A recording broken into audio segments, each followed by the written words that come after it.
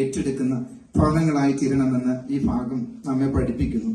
പിന്നീട് നമുക്കിവിടെ കാണുവാൻ സാധിക്കുന്നത് യേശു ആ രോഗിക്ക് സൗഖ്യമാക്കുന്നു. എന്നാൽ രോഗത്തിന് സൗഖ്യം കൊടുക്കുന്നതിന് മുമ്പ് യേശു ചെയ്തൊരു കാര്യം 7-ാം വാക്യത്തിൽ പറയുന്നു. ദൈവം ഒരുവനല്ലാതെ പാപങ്ങളെ മോചിക്കുവാൻ കഴിയുന്നവൻ ആരെന്ന് ഹൃദയത്തിൽ അവർ ചിന്തിച്ചു കൊണ്ടിരുന്നപ്പോൾ യേശു അവരോട് പറയുന്നു, പക്ഷപാതക്കാരനോട് നിന്റെ പാപങ്ങൾ മോചിച്ച് തന്നിരിക്കുന്നു. Before Jesus healed him, he gave him forgiveness of since. അപ്പൊ അതിന്റെ അർത്ഥം എന്താണ്? നമ്മുടെ രോഗത്തെക്കാൾ നമുക്ക് അധികം വേണ്ടിയത് പാപത്തിൽ നിന്നുള്ള മോചനമാണ്. അപ്പൊ നമ്മുടെ ഭവനങ്ങളിലൊക്കെ നമുക്ക് ആവശ്യമായിരിക്കുന്നത് രോഗസൗഖ്യവും നന്മകളും അനുഗ്രഹങ്ങളും ഒന്നുമല്ല. അതിനേക്കാൾ അപ്പുറമായിട്ട് നമുക്ക് ആവശ്യമായിരിക്കുന്ന പാപമോചനമാണ്, പാപത്തിൽ നിന്നുള്ള ഒരു വിടുതല്.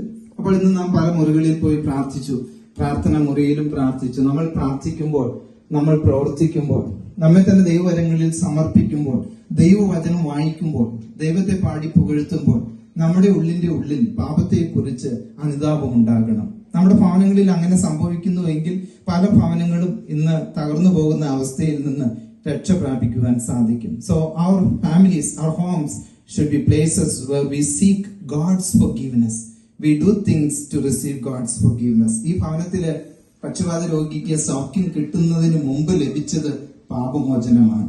അതുകൊണ്ട് യേശു കർത്താവിലൂടെ പാപമോചനം ലഭിക്കുന്ന അനേകർക്ക് പാപമോചനം ലഭിക്കുന്ന ഒരു ഭവനമായി ഈ ഭവനം തീരട്ടെ. അതിന്റെ 19-ാം വാക്യം കൂടെ വായിച്ച് ഞാൻ 12-ാം വാക്യം.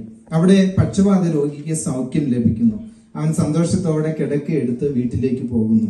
എന്നെ ചിന്തിപ്പിച്ച ഒരു കാര്യം, ഇങ്ങനെ ഒരു നാളും കണ്ടിട്ടില്ല എന്ന് പറഞ്ഞ് ദൈവത്തെ മഹത്വപ്പെടുത്തി. We have never seen such a thing and they glorified God. അപ്പോൾ നമ്മുടെ ഭവനങ്ങളൊക്കെ എങ്ങനെയുള്ള ഭവനമായിരിക്കണം? Places where we bring glory to God. ദൈവത്തിന് മഹത്വം ഉണ്ടാകുന്നില്ല എങ്കിൽ, ഇവിടെ പറഞ്ഞു അച്ഛൻ പ്രാർത്ഥിച്ചപ്പോൾ കമ്മിറ്റിയും ഇടവക്കാരും ഒക്കെ കടന്നു വരുന്ന സ്ഥലമാണ്. ദൈവത്തിന് മഹത്വം ഉണ്ടാകുന്ന ഒരു സ്ഥലമായി തീരണം. We should bring glory to God. Our decisions should bring glory to God. ഇവിടെ നാം കാണുന്നത് ഇതെല്ലാം സംഭവിച്ചപ്പോൾ ആ ഭവനത്തിൽ നിന്ന് പുറത്തുയർന്നത് ദൈവത്തിന്റെ മഹത്വമായിരുന്നു. God's glory was revealed to the world in that house. അതുകൊണ്ട് നമ്മുടെ ഭവനങ്ങളിൽ അങ്ങനെ ദൈവനാമം മഹത്വപ്പെടുന്ന ഭവനങ്ങളായി തീരണം. ഈ ഭവനവും അങ്ങനെയായി തീരട്ടെ എന്ന് ഞാൻ പ്രാർത്ഥിക്കുന്നു. എന്റെ വാക്കുകളെ ഞാൻ ഇവിടെ അവസാനിപ്പിക്കുകയാണ്. അങ്ങനെ യേശുവിനാൽ നിറയപ്പെട്ട ഒരു ഭവനമായി, യേശുവിന് വേണ്ടി ഏത് വെല്ലുവിളിയും ഏത് വിട്ടുവീഴ്ചകളും ചെയ്യുന്ന ഒരു ഭവനമായി, യേശുവിലൂടെയുള്ള പാപമോചനം അനേകർക്ക് പകർന്നു കൊടുക്കുന്ന ഒരു ഭവനമായി, യേശു കർത്താവിന് മഹത്വം ലഭിക്കുന്ന ഒരു ഭവനമായി ഈ ഭവനം തീരട്ടെ, നമ്മുടെയൊക്കെ ഭവനങ്ങൾ തീരട്ടെ എന്ന് പ്രാർത്ഥിച്ചുകൊണ്ട് ഞാൻ വാക്കുകളിൽ ചുരുക്കുന്ന ദൈവം നമ്മെ അനുഗ്രഹിക്കും. പ്രിയ സഹോദരങ്ങളെ, സ്നേഹം നിർവ്യാജം ആയിരിക്കട്ടെ. തീയതിനെ വെറുത്ത നല്ലതിനോട് പറ്റിക്കൊള്ളുകയും സഹോദര പ്രീതിയിൽ സ്ഥായി പൂണ്ട് ബഹുമാനിക്കുന്നതിൽ അന്യോന്യം മുന്നിട്ട് കൊള്ളുകയും ആശയിൽ സന്തോഷിക്കുകയും കഷ്ടതയിൽ സഹിഷ്ണുത കാണിക്കുകയും പ്രാർത്ഥനയിൽ ഉറ്റിരിക്കുകയും ആർക്കും തിന്മയ്ക്ക് പകരം തിന്മ ചെയ്യാതെ സകല മനുഷ്യരോടും സമാധാനം ആചരിക്കുകയും ഇങ്ങനെ പിതാവും പുത്രനും പരിശുദ്ധാത്മാവുമായ ശ്രീയേക ദൈവത്തിന്റെ സർവ്വതുമായ വാഴ്വനുഗ്രഹങ്ങളും നാം ഓരോരുത്തരോടും നാം ഓർത്തു പ്രാർത്ഥിച്ച എല്ലാ പ്രിയപ്പെട്ടവരോടും ലോകങ്ങളുടെ എല്ലാ വിശ്വാസികളോടും ഇപ്പോഴും എല്ലായ്പ്പോഴും കർത്താവിന്റെ രണ്ടാമത്തെ വരവോളവും ഉണ്ടായിരിക്കുമാറാകട്ടെ.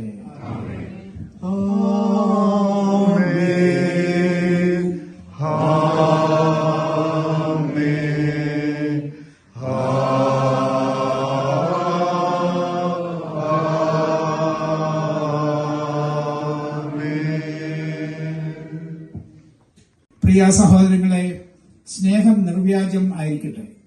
തീയതിനെ വെറുത്ത നല്ലതിനോട് പറ്റിക്കൊള്ളുകയും സഹോദര പ്രീതിയിൽ സ്ഥായി പൂണ്ട് ബഹുമാനിക്കുന്നതിൽ അന്യോന്യം മുന്നിട്ട് കൊള്ളുകയും ആശയിൽ സന്തോഷിക്കുകയും കഷ്ടതയിൽ സഹിഷ്ണുത കാണിക്കുകയും പ്രാർത്ഥനയിൽ ഉറ്റിരിക്കുകയും ആർക്കും തിന്മയ്ക്ക് പകരം തിന്മ ചെയ്യാതെ സകല മനുഷ്യരോടും സമാധാനം ആചരിക്കുകയും ഇങ്ങനെ പിതാവും പുത്രനും പരിശുദ്ധാത്മാവുമായ ശ്രീയേക ദൈവത്തിന്റെ സർവ്വതുമായ വാഴ്വനുഗ്രഹങ്ങളും നാം ഓരോരുത്തരോടും നാം ഓർത്തു പ്രാർത്ഥിച്ച എല്ലാ പ്രിയപ്പെട്ടവരോടും ലോകങ്ങളുടെ എല്ലാ വിശ്വാസികളോടും ഇപ്പോഴും എല്ലായ്പ്പോഴും കർത്താവിന്റെ രണ്ടാമത്തെ വരവോളവും ഉണ്ടായിരിക്കുമാറാകട്ടെ.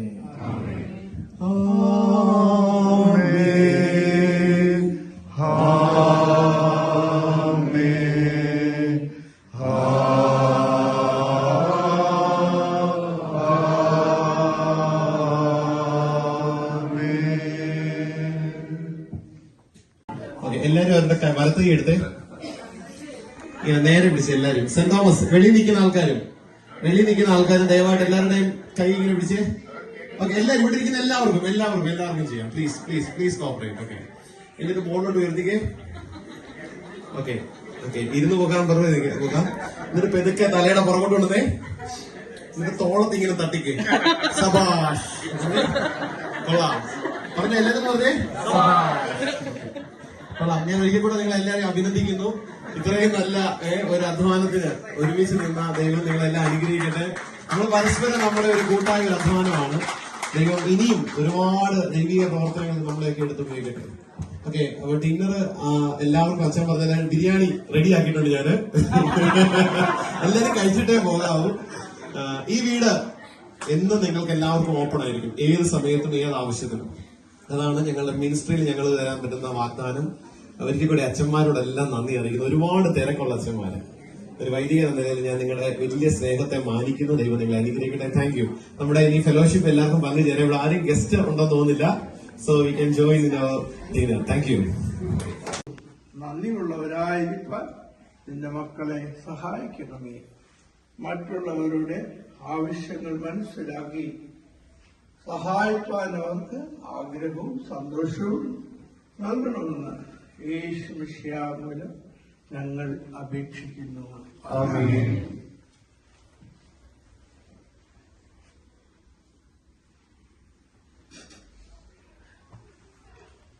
പിതാവിന്റെയും പുത്രന്റെയും പരിശുദ്ധാത്മാവിന്റെയും നാമത്തിൽ ഞങ്ങൾ ഈ അടുക്കള വേർതിരിക്കുന്നു.